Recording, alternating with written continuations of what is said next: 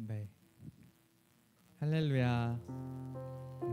세일의 평화기도회 21차 예배 그라운드 교회에 오신 모든 여러분을 환영하고 축복합니다. 저희 찬양으로 예배를 시작하려고 하는데요. 하나님의 사랑이 우리의 삶 가운데 또 우리가 있는 교회 위에 항상 함께함을 믿습니다. 우리 서로를 또 이렇게 축복하는 마음으로 하나님의 사랑이라는 찬양 하겠습니다.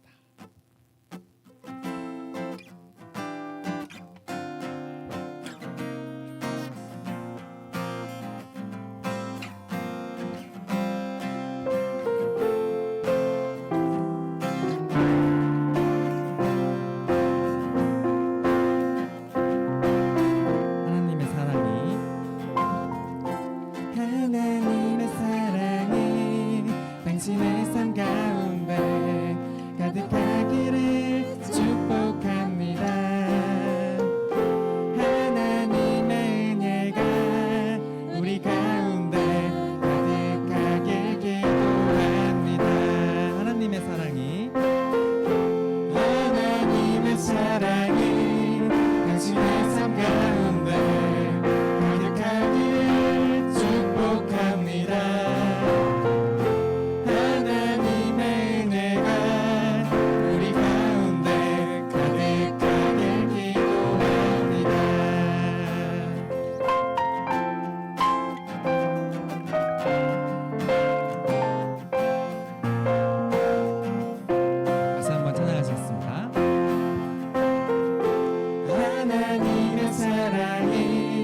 당신의 삶 가운데 가득하기를 축복합니다.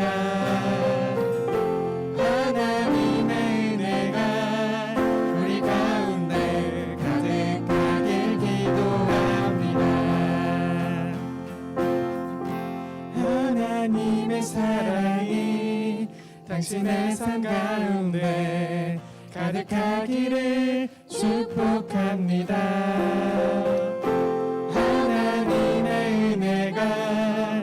우리 가운데 가득하길 기도합니다. 가득하길 기도합니다. 가득하길 기도합니다. 아멘. 다 같이 박수 치시면서 찬양하시겠습니다.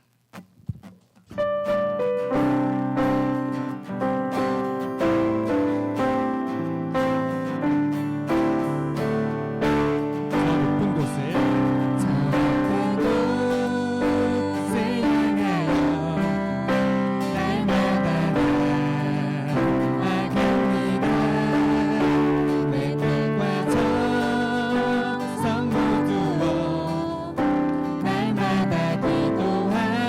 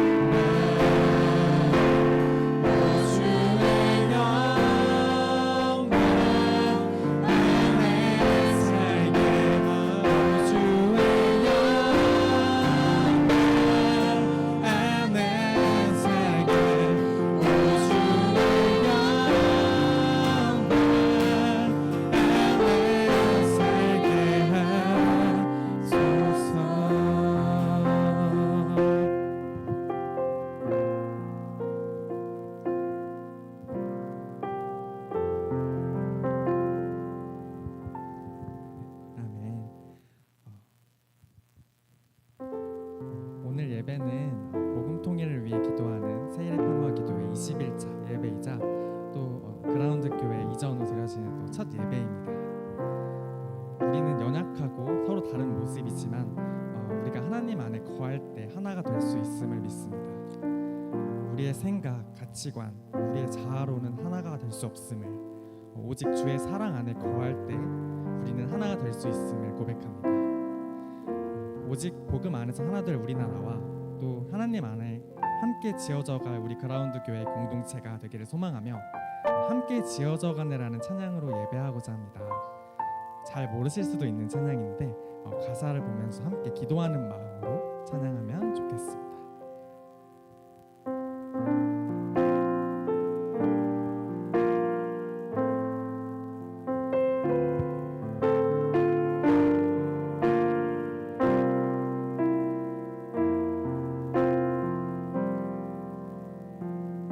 우리는 하나님의 자녀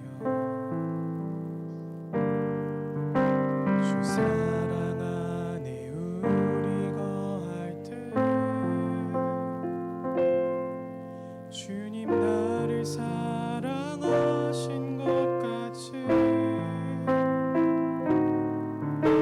우리도 서로 사랑할 수 있네. 우리는 주의 몸된 교회 모든 지체가 하나 될 때 예수님의 마음을 닮아가며 고통과 즐거움 함께 나누네. 하나님 안에서 우리 서로 이어져 주가 거하신 성전이 되네.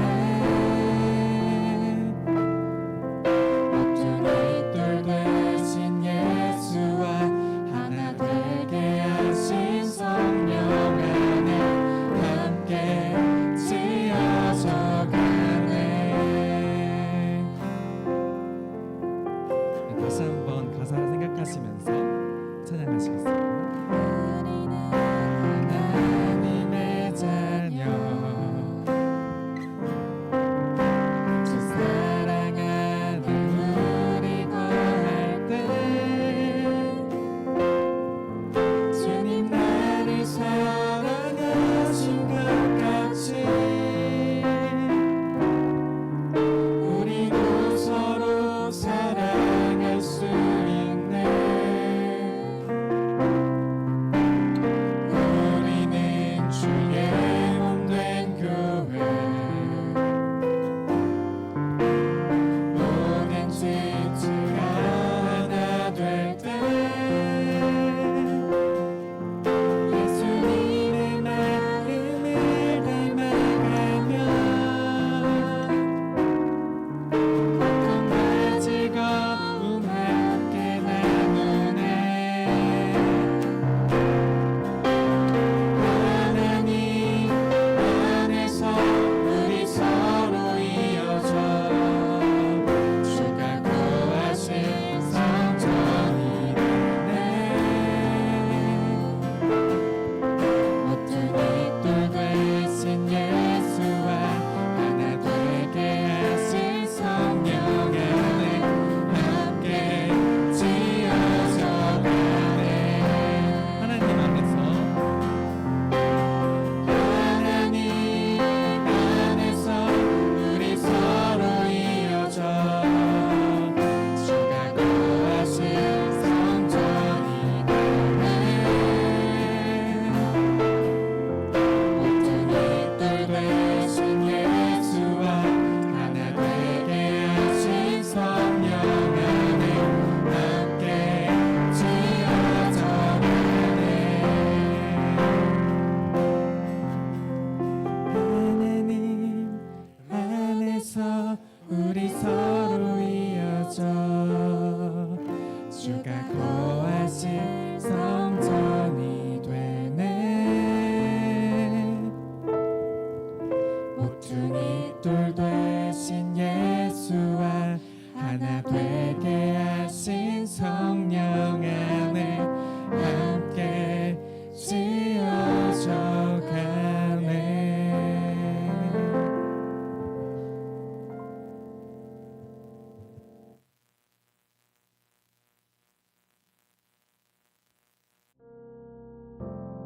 1884년 9월 조선 최초의 개신교 선교사 알렌 선교사님이 한반도 땅을 밟았습니다.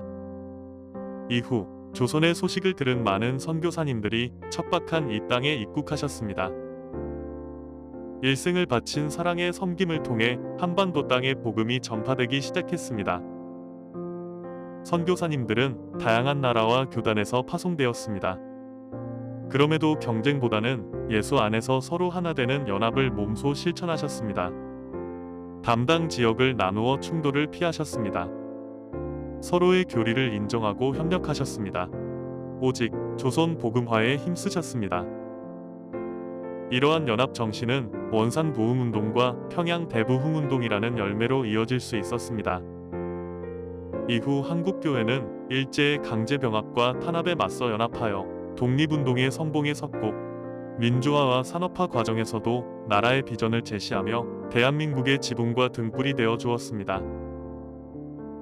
그러나 복음의 씨앗이 심겨진 지 140년이 지난 지금 우리는 다시 한번 풍전등화의 상황을 맞이하고 있습니다. 국제적으로는 러시아의 우크라이나 침공, 팔레스타인과 이스라엘 전쟁, 미중 패권 충돌, 북한의 핵위협 등으로 인한 소용돌이 앞에 서 있습니다. 대한민국 사회도 국민 간의 심한 갈등과 분열을 겪고 있습니다. 이러한 국내외적 위기 속에서 한국교회 또한 분열과 신뢰성 저하의 어려움을 겪고 있습니다. 그 어느 때보다 분열을 치유하고 연합의 정신이 회복되어야 할 지금 우리에게 하나님의 은혜가 필요합니다. 한국교회가 이념과 기복신앙을 넘어 복음의 가치를 회복하며 지켜낼 때 대한민국이 복음 안에서 갈등의 벽을 허물고 연합할 수 있습니다. 북한에 억류된 선교사님들의 눈물의 기도가 열매를 맺어 북한의 복음이 흘러갈 때 한반도 안에 용서와 화해가 넘쳐 하나님 나라가 확장될 것입니다. 이 모든 일을 행하시는 하나님께서 우리의 기도를 통해 동역하시길 원하십니다. 호국 보훈의 6월 한 달 나라와 민족을 위한 기도의 자리에 여러분을 초청합니다.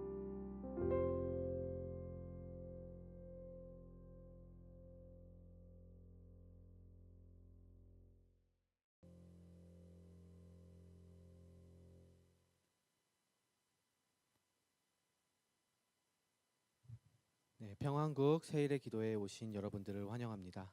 그러면 제가 오늘 본문 말씀을 봉독하겠습니다. 또 형제들아 너희를 권면하노니 게으른 자들을 권계하며 마음이 약한 자들을 격려하고 힘이 없는 자들을 붙들어주며 모든 사람에게 오래 참으라. 삼가 누가 누구에게든지 악으로 악을 갚게 하지 말고 서로 대하든지 모든 사람을 대하든지 항상 선을 따르라. 항상 기뻐하라. 쉬지 말고 기도하라. 범사에 감사하라. 이것이 그리스도 예수 안에서 너희를 향하신 하나님의 뜻이니라. 성령을 소멸하지 말며 예언을 멸시하지 말고 범사에 헤아려 좋은 것을 취하고 악은 어떤 모양이라도 버리라. 평강의 하나님이 친히 너희를 온전히 거룩하게 하시고 또 너희의 온 영과 혼과 몸이 우리 주 예수 그리스도께서 강림하실 때 흠없게 보존되기를 원하노라. 너희를 부르시는 이는 미쁘시니 그가 또한 이루시리라. 아멘. 네, 안녕하십니까? 네, 저는 그라운드 교회 담임 목사 권예찬 목사라고 합니다. 오늘은 이제 평안국에서 주최하는 세일의 기도에 이렇게 메시지를 전하게 되었습니다. 이 귀한 자리 초청해 주심에 정말 감사드립니다. 이제 평안국이라는 단체는 현재 한반도 복음통일이라는 가치를 가지고 활동하는 통일 NGO 단체입니다. 이제 하나님의 사랑과 평화가 이 대한민국 그리고 북한 그리고 이를 넘어 세계를 향하기를 소망하는 단체입니다. 제가 듣기로 올해가 벌써 이 기도회를 시작한 지 18회라고 합니다. 지난 17년 동안 이 기도회를 감당해 오셨고 올해까지 복음 통일을 소망하는 마음으로 3주간 진행되는 통일 기도회인 세일의 기도회를 이어가고 있습니다. 오늘 메시지를 전하기 전에 이런 얘기를 먼저 나눠드리고 싶습니다. 이제 이 자리를 초청받았을 때 통일이라는 그 가치에 대해서 다시 한번 생각해 보게 되었습니다. 통일이라는 그 가치를 생각했을 때 분명 이제 국가적 시대적인 사명으로는 여겨질 수 있을 것 같아요. 그런데 저에게도 나타나는 질문이 정말 통일이 필요한가라는 질문이었습니다. 왜냐하면 저와 같은 젊은 층에서는 충분히 이런 생각을 가질 수 있다고 생각이 듭니다. 충분히 이런 질문들을 던질 수가 있습니다. 왜냐하면 통일의 과정이 쉽지 않고 결과 또한 우리가 생각하는 것만큼 좋지 않을 수 있기 때문입니다. 너무 어렵다는 것들이 저희 세대에는 느껴집니다. 또 이제 통일의 여정 가운데 수많은 갈등들이 나타날 것 같아요. 어려움도 있을 것입니다. 그리고 이 대화 타협의 과정도 지금의 이제 은퇴하시는 우리 부모님 세대가 아니라 저희처럼 30대, 40대로 넘어가는 저희 세대가 감당해야 되는 몫이기 때문에 더 쉽지 않을 수도 있다. 이런 생각이 들었습니다. 그렇지만 하나님의 마음은 무엇일까? 이 질문 또한 고민해 보았습니다. 하나님께서 원하시는 것은 한 영혼이 살아나는 것입니다. 그리고 죽었던 한 생명이 예수 그리스도의 사랑을 통해서 하나님을 만나서 하나님의 자녀가 되는 것입니다. 그리고 더 나아가 단순히 믿어서 생명을 가진 자들이 그걸 믿기만 하는 것이 아니라 믿는 자들이 믿음을 잃지 않고 예수 그리스도께서 다시 오실 때 그 이루실 하나님 나라를 이 땅에서 미리 세워나가는 겁니다. 그래서 우리에게 교회라는 공동체를 그리스도께서 반석이 되셔서 주셨습니다. 그리고 하나님의 자녀들에게 어떤 고난과 어려움이 있다 할지라도 이 교회 공동체에서 함께 인내하면서 살아내면서 삶의 현장에서 우리가 살고 있는 그 가정에서 일터에서 복음을 증거하면서 다시 오실 예수 그리스도를 기다리는 삶을 살아내기를 원하셨습니다. 따라서 정리하면 하나님께서 원하시는 것은 한 영혼이 하나님의 자녀가 되고 함께 교회 공동체를 이뤄나가고 또 자신에게 주어진 삶의 현장에서 복음을 전하고 예수 그리스도의 다시 오심을 기다리는 삶을 사는 것이었습니다. 하나님께서는 대한민국에서도 이 역사가 일어나길 원하셨고 저를 부르시고 여러분을 부르시고 우리들이 출석하고 있는 그 교회들을 부르셨습니다. 그래서 우리는 그 교회 공동체를 만들어가고 있습니다. 그런데 하나님께서는 이 대한민국 그리고 저희가 출석하는 교회뿐만 아니라 이 역사를 모든 민족에게 일으키기를 원하셨고 또 북한 땅에서도 일으키기를 원하신다는 것을 이제 마음에서 깨달았습니다. 그렇게 누군가는 또 어떤 교회들은 북한의 이 역사가 일어나는데 함께해야 합니다. 그런데 한계라는 것도 있어요. 한 사람이 한 교회가 모든 것을 할 수는 없습니다. 그러면 거꾸로 생각해 보면 어떤 역할을 감당해야 하는 사람 혹은 교회가 있다고 해석할 수도 있을 것 같습니다. 따라서 북한 땅을 향한 하나님의 역사에 참여할 성도들과 교회들이 있을 수도 있다. 이렇게 해석할 수도 있을 것 같습니다. 그렇다면 북한을 향한 그 하나님의 역사를 생각해 봤을 때 이것을 감당할 수 있는 사람들 그리고 교회들은 어느 국가에 있고 어디에 있을까 한번 생각해 보았습니다. 북한의 주변 국가인 일본, 중국, 러시아 이런 국가들이 정말 감당할 수 있을까? 이런 생각을 해보았습니다.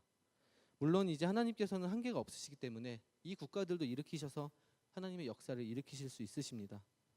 그렇지만 북한의 언어와 문화와 역사 이 모든 것들을 공유하고 또 한민족이라는 사상을 아직까지도 배우고 있는 한국만큼 이 역할을 감당할 수 있는 곳은 없지 않는가.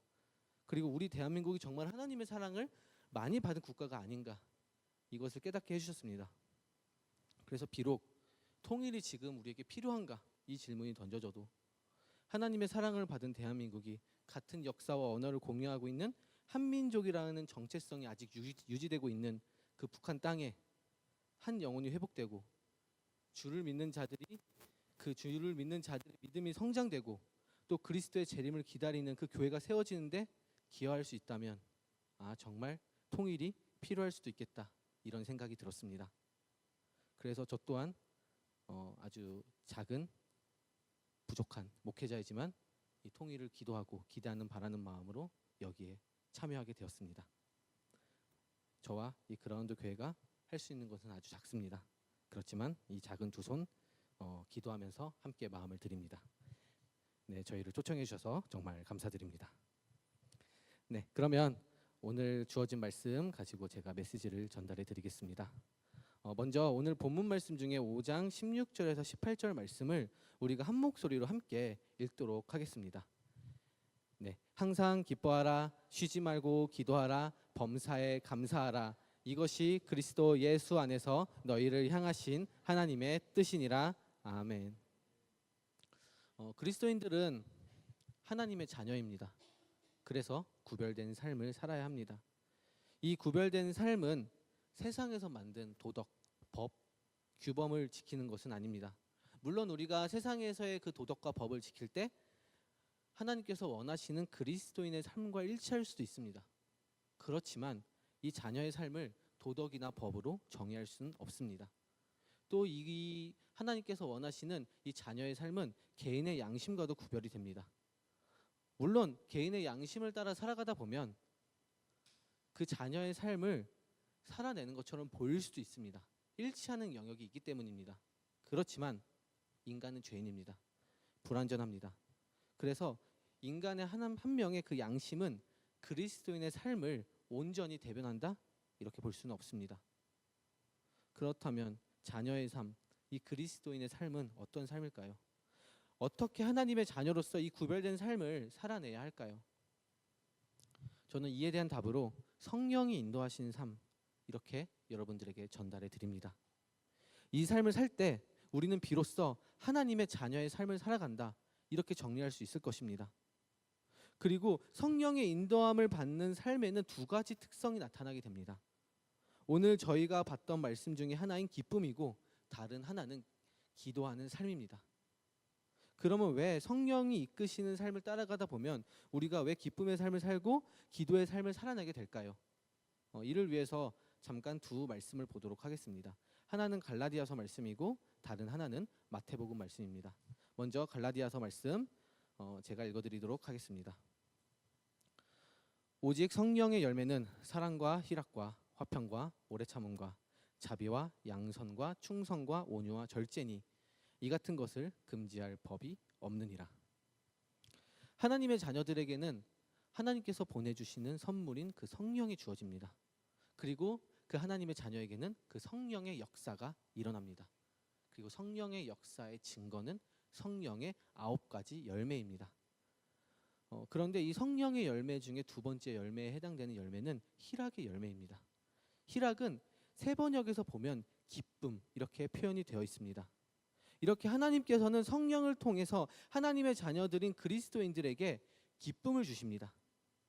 만약에 그리스도인들이 지속적으로 성령의 이끄심에 따라 살아간다면 삶에서 그 기쁨이 흘러넘치게 될 것입니다.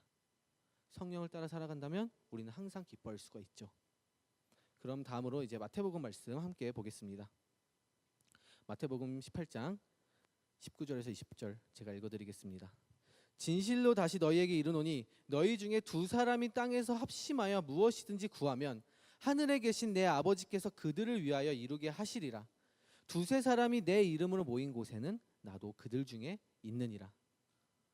기도의 과정 가운데 예수 그리스도께서 우리가 기도할 때 무엇을 하는지에 대해서 마태복음 말씀에서는 언급하고 있습니다. 그리고 우리가 볼 것은 좀 더 중점적으로 볼 말씀은 20절 말씀입니다. 20절에서 두세 사람이 모여서 기도하는데 그때 예수 그리스도께서는 어디에 계십니까? 두세 사람이 모인 곳에 있습니다. 그 가운데 함께 하십니다. 그렇기에 기도는 하나님께서 우리와 함께 하심의 의미입니다. 그런데 하나님께서 함께 하실 때 어떻게 함께 하십니까? 하나님께서는 우리에게 성령 하나님을 선물로 보내셨습니다. 성령님을 통해서 함께 하십니다. 그래서 성령의 동행함 그리고 성령의 인도는 기도를 통해서 이루어집니다. 우리가 항상 성령 하나님과 동행하는 그 삶을 살아간다면 쉬지 않고 기도할 수 있는 그 특성을 받을 수 있게 되었습니다. 그리고 이제 그리스도인들은 성령의 동행, 성령과의 동행성에서 이 기쁨, 이 기도의 삶뿐만 아니라 한 가지 특성을 더 받을 수 있게 되었습니다. 그것은 바로 무엇이냐면 감사의 삶입니다. 구체적으로 범사에 감사하는 삶, 그리고 범사라는 말이 조금 어려운 말이니 쉽게 설명하면 모든 일에 감사하는 삶입니다. 성령을 통해서 맺어지는 그 열매인 기쁨, 그리고 성령의 동행의 결과인 그 기도의 삶을 모든 순간에 그 누릴 수 있는 것처럼 감사의 삶 또한 우리는 모든 순간에 누릴 수 있게 됩니다. 참고로 이 감사의 표현은 하나님의 사랑과 은혜에 대한 응답입니다. 나 한 사람을 사랑해 주시고 나에게 성령을 보내주시사 성령의 열매 맺는 삶, 그리고 성령을 통한 하나님의 동행하는 삶을 살게 해주신 것에 대한 우리의 응답이 바로 감사입니다. 날마다 내가 성령과 동행하면서 성령의 열매를 맺으며 기뻐하는 그 삶을 살아가게 되고, 성령과 동행 속에서 기도하는 삶을 살아가게 된다면 우리는 항상 감사할 수밖에 없게 되는 것입니다. 그 성령의 그 선물인 그 감사, 우리는 날마다 누려야 합니다. 그렇지만 이 성령을 통해서 받게 된 이 감사의 삶을 우리의 삶에서 지속적으로 이루어 나간다는 것은 너무 어렵습니다. 왜냐하면 우리의 삶의 현장에서 너무 많은 어려움들을 우리가 마주하기 때문입니다. 우리가 감사하지 못하는 순간이 얼마나 많습니까? 예를 한번 들어볼게요. 그 예들이 제 예가 아니기를 바랍니다. 네, 아침에 이제 지하철을 타러 가야 하는데 뛰어가고 있습니다. 지금 이 열차를 타야 이제 직장은 안 늦어요. 근데 이제 에스컬레이터 앞에서 사람들이 줄을 서서 있습니다. 근데 그 줄이 한 줄이에요. 근데 사람들이 안 걸어 내려가요. 그래서 어쩔 수 없이 뒤따라 내려갔는데 지하철은 이미 떠나고 없습니다. 이때 어떤 감정이 들까요? 네, 제 얘기는 아닙니다. 네, 또 버스를 타야 되는데 저기 멀리서 버스가 오고 있습니다. 이걸 타야 또 늦지 않습니다. 그래서 저걸 저걸 타기 위해서 열심히 뛰었는데 건너편에서 이제 신호가 바뀌어서 버스가 이미 지나가고 있습니다. 그때 우리의 감정은 무엇일까요? 제 이야기도 아닙니다. 이거는. 네, 또 열심히 회사에서 일을 하고 있는데 갑자기 프로그램 오류가 생겨서 파일이 복구가 되지 않습니다. 처음부터 다시 일을 해야 합니다. 이때 감사라는 마음이 우리에게 나타날까요? 또 이제 학교에서 조별과제를 하고 있는데 갑자기 한 친구가 자신의 어떤 사정으로 조별과제 준비를 못했다고 합니다. 그리고 2시간 뒤에 발표를 해야 됩니다. 그때 우리의 감정은 어떻게 나타날까요? 이거 외에도 내가 있는 일터에서, 어떤 학교에서, 가정에서 수많은 감사하지 못할 상황들이 존재할 것입니다. 그렇지만 우리 가운데 누가 일하고 계십니까? 성령께서 일하고 계십니다. 성령께서 함께하고 계십니다. 우리가 만약에 성령께서 그 일하시고 함께하심에 대해서 응답한다면 이런 상황 속에서도 감사할 수 있어야 합니다. 다만 이 감사를 지속하기 너무 어렵습니다. 그래서 우리의 질문은 어떻게 이것을 지속해 나갈 수 있을 것인가? 이 질문입니다. 이 질문에 대한 답을 오늘 본문 말씀을 통해서 한번 찾아가 보도록 하겠습니다. 오늘 본문 19절에서 22절 말씀을 제가 다시 한번 읽어드리겠습니다. 성령을 소멸하지 말며 예언을 멸시하지 말고 범사에 헤아려 좋은 것을 취하고 악은 어떤 모양이라도 버리라. 이 말씀에서 가장 중요한 키워드는 예언입니다. 다만 우리가 이제 예언에 대해서 오해하는 부분들이 있습니다. 예언을 단순한 어떤 이제 타로점 같은 걸로 생각하는 것입니다. 미래에 무슨 일이 일어날 거고 너의 마음과 생각은 이러할 것이다. 이런 것으로 예언을 보는 것입니다. 그렇지만 예언은 그것이 아닙니다. 예언은 구약에서 언급된 하나님의 사랑과 예수 그리스도의 증거를 찾고 신약에서 나타나는 예수 그리스도를 통한 하나님의 사랑과 예수 그리스도의 사랑의 역사를 선포하는 것입니다. 그리고 하나님의 말씀을 잘 풀어서 현 시대에 살아가고 있는 성도들에게, 또 하나님의 자녀들에게 하나님의 말씀을 잘 전달하는 그 과정입니다. 지금의 설교라고 볼 수가 있죠. 그렇다면 감사할 수 없는 순간들 속에서도 감사할 수 있는 삶을 지속할 수 있는 방법은 무엇입니까? 하나님의 말씀을 듣는 것입니다. 구체적으로 하나님께서 여러분들에게 허락하신 그 교회 공동체에서, 그리고 허락하신 말씀을 대언하는 자인 목회자들을 통해서 하나님의 말씀을 듣는 것입니다. 이 말씀을 들으면서 우리의 삶에서 감사하지 못하고 성령의 인도함을 따르지 못했던 부분들에 대해서 점검하는 것입니다. 다만 이제 하나님의 말씀을 선포하는 저와 같은 목회자도 온전한 삶을 살고 있지 못할 수도 있어요. 그렇기 때문에 저와 같은 목회자는 이 부분에 대해서 끊임없이 성령 안에서 스스로 점검해야 할 것입니다. 하나님의 사랑의 역사만 선포하는 자가 되어야 할 것입니다. 이제 베드로후서 1장 20절 21절에 이런 말씀이 있습니다. 먼저 알 것은 성경의 모든 예언은 사사로이 풀 것이 아니니 예언은 언제든지 사람의 뜻으로 낸 것이 아니요 오직 성령의 감동하심을 받은 사람들이 하나님께 받아 말한 것임이라. 그렇기에 여러분들께서 다니시는 교회 목회자분들께서 성도들이 성령 안에서 감사의 삶을 지속적으로 살 수 있는 설교를 할 수 있도록, 성령이 이끄시는 설교를 할 수 있도록, 또 그 삶을 목회자들이 살아낼 수 있도록 기도 부탁드립니다. 이렇게 이제 교회에서 목회자들을 통해서 하나님의 말씀을 설교를 통해서 들으면서 우리는 다시 감사의 삶이 무엇인지 알게 되고 깨닫게 되고 그 삶으로 돌아갈 수 있게 되었습니다. 그렇지만 여전히 문제가 존재합니다. 여전히 감사하지 못하는 내 태도와 내 말과 내 생각이 있다는 것입니다. 그렇다면 이 문제 어떻게 해결할 수 있을까요? 오늘 본문 말씀 14절 먼저 함께 살펴보겠습니다. 또 형제들아 너희를 권면하노니 게으른 자들을 권계하며 마음이 약한 자들을 격려하고 힘이 없는 자들을 붙들어 주며 모든 사람에게 오래 참으라. 사실 감사하지 못하는 상황은 이 관계의 상황일 때가 더 큽니다. 아까 제가 말했던 그 지하철 버스 놓치는 건 금방 잊어먹습니다. 지하철 겨우 타가지고 이제 잠깐 드라마 보고 있으면은 금방 있습니다. 네. 그렇지만 관계의 갈등 속에서 나타나는 문제들은 잊혀지기가 너무 어려워요.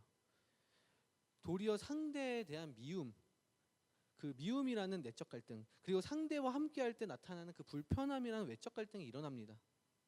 이 결과 우리는 감사를 잊게 되죠. 성령의 인도하심을 놓치게 됩니다. 그렇지만 본문 14절에서는 이에 대한 해답을 제시하죠. 우리는 이제 주일에 교회를 갑니다. 그런데 우리는 교회에서 예배만 드리지 않습니다. 목사님께서 선포하시는 그 설교만 듣지 않습니다. 하나님께서 그리스도를 통해서 하나님 사랑, 이웃 사랑을 이야기했듯이 이제는 설교 이후의 시간에 이웃과 함께하는, 교제하는 시간을 가집니다. 공동체 코이노니아가 이제 그 교회 공동체 안에서 만들어지는 것이죠. 그리스도 중심으로 만들어집니다. 그런데 그 가운데 있는 구성원들이 모두가 건강한 믿음의 삶을 살아가고 있지 않을 수도 있습니다. 이제 그 14절에서 보면 게으른 자가 나오죠. 이 게으른 자들은 성령의 인도하심을 따라 살지 않고 자기 마음대로 살아가는 무질서한 자들입니다. 목회자들의 권면에 대해서도 거부하죠. 또 마음이 약한 자들이 나타나요. 이 마음이 약한 자들은 고난의 상황들을 두려워하는 자들입니다. 마지막으로 힘이 없는 자들이 나타납니다. 힘이 없는 자들은 자신의 믿음의 연약함으로 구원의 확신이 없으며 예수 그리스도께서 다시 오실 때 그 재림의 때 있을 그 심판에 대해서 걱정하는 자들입니다. 교회 공동체 안에는 이런 자들이 있을 수 있습니다. 그렇지만 오늘 본문에서는 이들에 대해서 어떤 태도를 가지라고 말합니까? 오래 참으라고 말합니다. 그리고 여기에 더하여 모든 사람이라는 표현을 쓰면서 누구나 게으른 자, 마음이 약한 자, 그리고 힘이 없는 자가 될 수 있기에 교회 구성원 중에서 누구라도 위태도를 가진다면 오래 참으라고 말합니다. 참고로 오래 참음은 기쁨과 함께 성령의 열매입니다. 교회 내에서 나타나는 관계 속 그 문제들 가운데 오래 참는다. 이것은 결국 성령의 인도하심을 받는 삶을 살아가게 되는 것입니다. 그 결과 당연히 우리의 입술에서, 우리의 삶에서 감사가 나타날 수밖에 없습니다. 감사의 지속은 하나님께서 허락하신 그 교회 공동체에서 서로 인내하고 오래 참아줄 때, 기다려줄 때 이루어집니다. 그런데 문제가 하나 더 있어요. 그 문제는 우리의 삶이 하루가 아니라는 것입니다. 우리의 삶이 주일에 있을 그 교회 공동체의 삶이 삶만으로 이루어진다고 하면 얼마나 편하겠어요. 그러나 우리는 일주일의 삶을 살아야 됩니다. 하루 주일에 교회에서 공동체 생활을 한 다음에 세상으로 나아가게 됩니다. 일상으로 나아가게 됩니다. 내가 있는 일터로 나아가게 되고 가정에서 살아가게 되며 학교로 나아가게 됩니다. 그러면 이 상황 속에서는 오래 참음과 인내의 대상이 아니었던 사람들의 부류가 등장을 합니다. 바로 교회 밖 사람들입니다. 우리는 이들과 관계를 맺으면서 세상에서 살아가고 있죠. 갈등이 당연히 일어납니다. 그래서 종종 그리스도인들 중에서 세상으로 들어가지 않고 그저 믿는 자들끼리 그 관계를 맺는 삶을 살아가는 자들도 있습니다. 그렇지만 그리스도께서는 성령이 우리에게 임하시면 예루살렘과 온 유대와 사마리아 땅끝까지 나아가라고 하셨습니다. 세상을 향해서 나아가고 주중에서 세상 속에서 살아가는 것이 우리의 사명이고 성령의 인도하심입니다. 우리는 이 삶 속에서 그 감사를 지속해야 돼요. 우리끼리 믿는 자들끼리 시간 보내고 살아나는 삶은 성령이 인도하시는 그 감사의 삶을 향해서 나아갈 수 없습니다. 다만 제가 언급해드린 것처럼 교회 넘어 사람들과 갈등이 지속적으로 일어납니다. 그렇다면 이 갈등 어떻게 해결할 수 있겠습니까? 이 갈등이 해결돼야 나는 성령의 인도하심에 따라 지속적으로 감사하는 삶을 살아갈 수 있게 될 것입니다. 본문 15절 말씀을 함께 제가 다시 한번 읽어드리도록 하겠습니다. 삼가 누가 누구에게든지 악으로 악을 갚지 말게 하고 서로 대하든지 모든 사람을 대하든지 항상 선을 따르라. 바로 어떤 갈등 속에서도 성령이 이끄시는 삶인 선을 선택하라는 거예요. 물론 선을 선택하기 정말 어려울 수가 있어요. 상대가 원수예요. 그래서 나를 공격해서 나를 해하고 나를 핍박합니다. 나에게 어려움을 줍니다. 언제든지 우리에게는 그러한 삶이 주어질 수가 있습니다. 그럼에도 불구하고 선을 택하라는 것입니다. 그리고 성령이 이끄시는 선은 결국 사랑입니다. 사랑으로 어떤 외부의 갈등 속에서도 원수의 공격에도 그 원수를, 그 갈등을 품어주라는 것입니다. 우리가 이 삶을 살아갈 때 비로소 교회 방 넘어 삶의 현장에서도 감사를 지속하는 삶을 살아갈 수 있게 됩니다. 여러분, 우리는 예수 그리스도를 통해서 하나님의 자녀가 되었으며 그리스도께서 다시 오실 때 완전한 존재가 될 것입니다. 그때까지 살아가야 하는 삶은 성령이 이끄시는 삶입니다. 성령이 이끄시는 삶으로 기쁨이라는 열매를 맺게 됐고 성령과의 동행 속에서 기도하는 존재가 되었습니다. 그리고 우리는 이에 대한 응답으로 범사에 감사할 수 있는 존재가 되었습니다. 그리고 그 감사를 지속할 수 있도록 하나님께서는 우리에게 교회와 목회자들을 보내주셔서 교회 목회자들의 메시지를 통해서 하나님의 말씀을 들을 수 있게 되었습니다. 말씀을 들은 이후 성령이 이끄시는 감사의 삶을 다시 놓칠 수도 있습니다.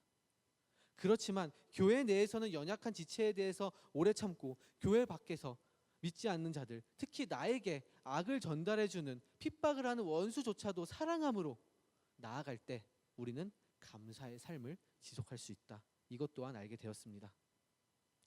따라서 여러분, 우리는 성령의 인도하심에 따라서 나 자신이 혼자 있을 때나 교회 안에 있을 때나 밖에 있을 때나 이 감사의 삶을 지속해 나아가야 합니다.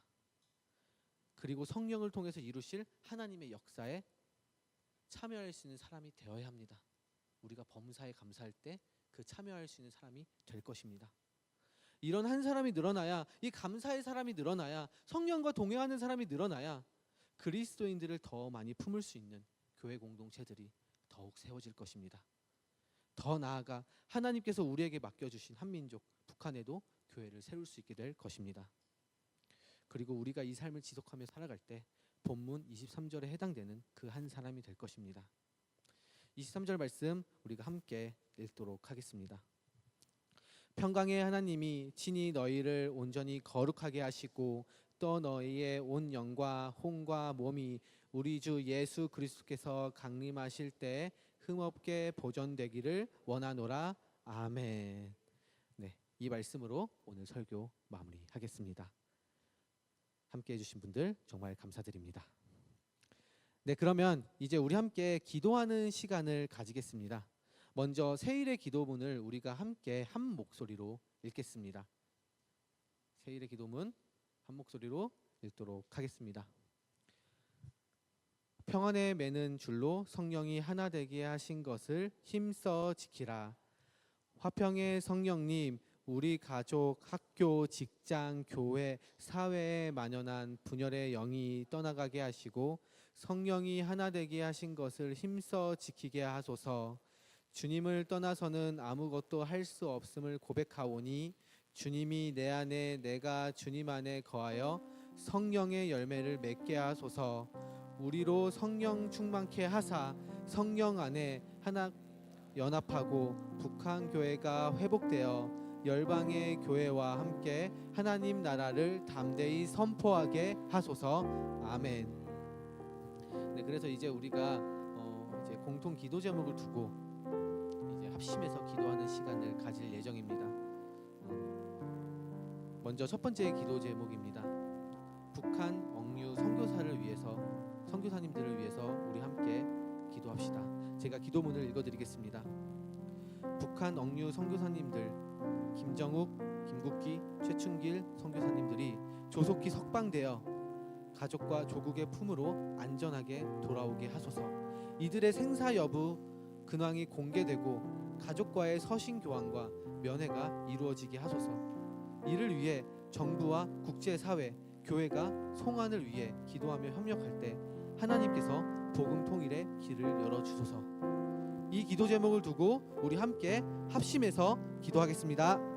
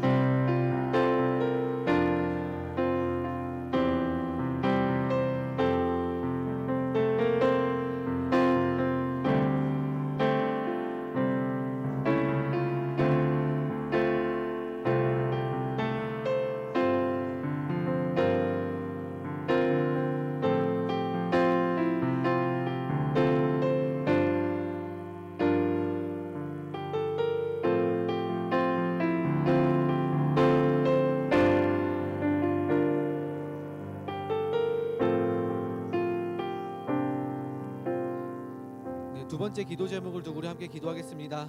한국 교회 연합과 복음 통일을 위해서 함께 기도하겠습니다. 우리가 하나님의 거룩한 성전으로서 성전임에도 불구하고 그동안 서로 다툼의 시간, 시기의 시간, 분열의 시간을 가진 것에 대해서 저를 비롯한 한국 교회가 겸손히 회개합니다. 하나님의 말씀이 우리의 삶의 기준이 되게 하소서. 서로 긍휼히 여기고 용납하며 용서하게 하시고 주님 사랑 안에서 온전히 하나 되게 하소서. 신랑 되신 예수 그리스도와 신부된 교회가 하나 되듯이 한반도가 주님 안에서 하나 되는 복음 통일을 이룰 수 있게 하여 주시옵소서. 우리 함께 이 기도 제목을 두고 기도하는 시간을 가지겠습니다. 기도하겠습니다.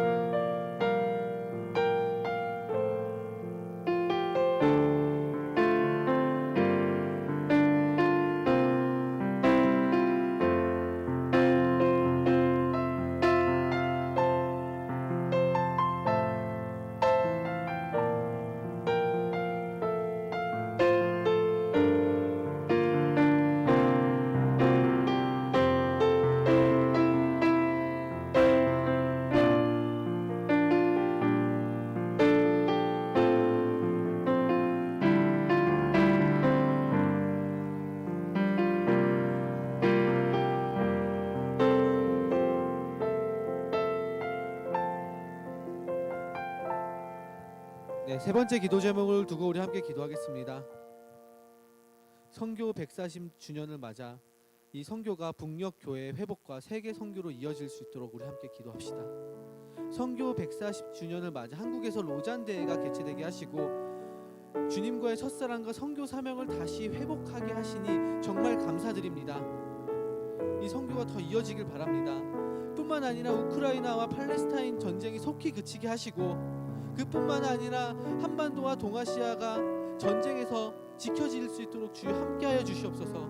뿐만 아니라 흩어진 난민들과 선교사님들 이들을 그리고 우리를 사용하셔서 복음이 북한과 세계 곳곳에 전파되어 북한과 세상 곳곳이 세계 곳곳이 부흥이 일어날 수 있도록 하여 주시옵소서. 우리 함께 이 기도 제목을 두고 기도하는 시간 가지겠습니다. 기도하겠습니다.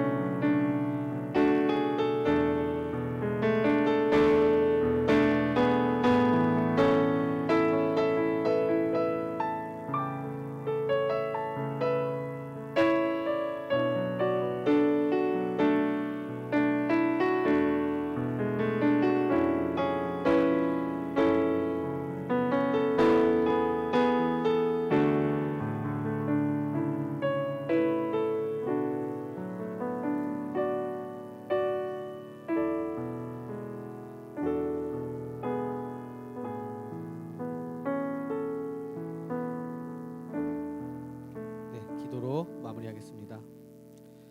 하나님 아버지, 우리 함께 모여 하나님께서 허락하신 북한의 동포들을 위해서 그 땅을 위해서 기도할 수 있게 해주심에 감사드립니다. 하나님께서 우리를 사랑하신 것처럼 하나님께서 사랑하신 이들이 저기 북한 땅에 있습니다. 우리가 그들을 잊지 않게 하여 주시옵소서. 주님, 그들을 잊지 않는 것은 성령이 이끄시는 삶을 우리가 날마다 살아가는 것입니다.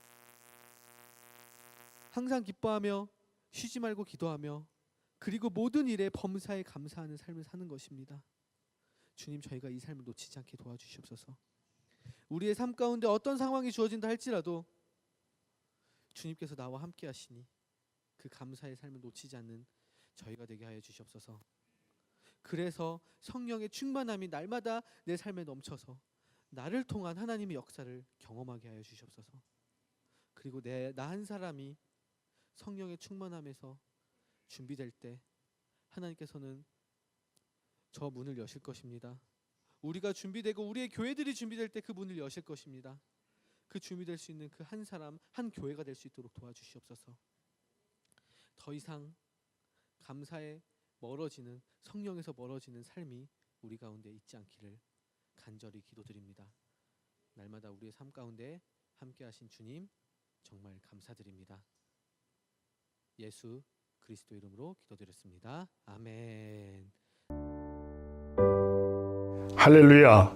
2024년 새일의 평화 기도회를 변함없이 인도하시는 하나님께 모든 감사와 영광을 돌립니다. 지난 18년 동안 함께 기도해 주신 전 세계 성도님들께도 존귀하신 예수 그리스도 이름으로 인사드립니다. 평화한국 대표 허문영입니다. 평화한국은 복음 통일과 하나님 나라 확장을 위해 2007년에 세워진 기독교 통일 NGO입니다. 먼저 그의 나라와 그의 의를 구하라는 마태복음 6장 33절 말씀과 좌로나 우로나 치우치지 말라는 여호수아 1장 7절 말씀에 순종하여 한반도와 열방에 하나님 나라를 확장하고 새로운 평화 세대를 힘차게 일으키기 위해 전심으로 일해오고 있습니다. 여러분의 기도와 동역 덕분에 지난 18년간 평화한국은 예수 그리스도 안에서 하나 되는 복음 통일을 위해 숨가쁘게 달려왔습니다. 평화한국의 출범과 동시에 시작된 세일의 평화기도회를 통해 나라와 민족의 영적 회복과 하나님 나라 확장을 위해 기도해왔습니다. 또한 바벨론에서 70년이 차면 너희를 이곳으로 돌아오게 하리라는 예레미야 29장 말씀을 마음에 새기며 한반도 복음 통일을 위한 70년 기도 사역을 하나님 은혜 가운데 잘 마무리하였습니다. 한국교회 회개와 북한교회 회복, 우리 민족의 복음 통일을 향한 여러분의 기도와 동역에 진심으로 감사드립니다. 이제 평화한국은 복음 통일 2단계 사역에 더욱 박차를 가하고자 합니다. 현재 북한에는 복음을 전하다가 억류되어 계신 대한민국 국적 선교사님 3분이 계십니다. 바로 김정욱, 김국기, 최춘길 선교사입니다. 10년이 넘는 시간 동안 생사 확인도 되지 않은 채 붙잡혀 계신 선교사님들을 위해 평화한국은 2017년부터 세일의 평화기도회를 통해 여러 성도님들과 함께 기도해 왔습니다. 특별히 2019년부터는 선교사님들의 송환을 위한 실제적 방안을 모색하기 위해 세계 각국을 다니며 정부 관계자 미팅, 각국 교계 지도자 협의, 학술 세미나, 대민 특강 등으로 구성된 공공외교를 진행해 왔습니다. 그러나 가장 중요한 것은 이를 행하시는 하나님의 도우심을 구하는 것임을 믿습니다. 너는 내게 부르짖으라. 내가 네게 응답하겠고 네가 알지 못하는 크고 은밀한 일을 네게 보이리라고 약속하셨습니다. 세 분의 선교사님들이 하나님의 때에 하나님의 방법으로 가족의 품에 평안하게 돌아오시도록 기도를 부탁드립니다. 이를 위해 우리가 먼저 연합의 정신을 회복해야겠습니다. 한국교회는 현재 많은 분열과 어려움 속에 처해 있습니다. 적박한 조선에 입국하셨던 선교사님들의 연합 정신을 본받아 한국교회도 연합하여 다시 한번 대한민국의 희망이 되기를 소망합니다. 또한 북한의 복음이 흘러가고 한반도 안에 하나님 나라가 확장되기를 소원합니다. 이 일에 성도님들의 기도와 후원이 절실히 필요합니다. 하나님 나라 확장과 나라와 민족을 위한 기도 동역자의 자리로 여러분을 초청합니다. 우리가 기도할 때 하나님의 일하심을 목도하고 영광 돌리게 될 줄 믿습니다. 주님의 평안이 가득하시길 기도하며 저는 이만 인사 올리겠습니다. 감사합니다.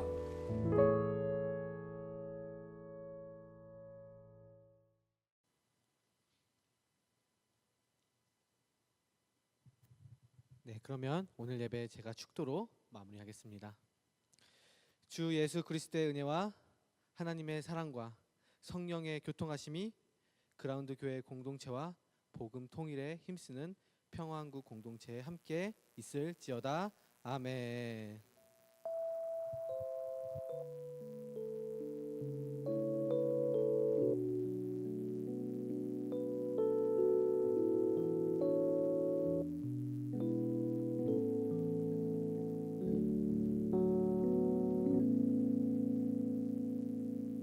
네, 세일의 평화 기도회 마무리되었습니다. 함께 하신 모든 분들 감사드립니다.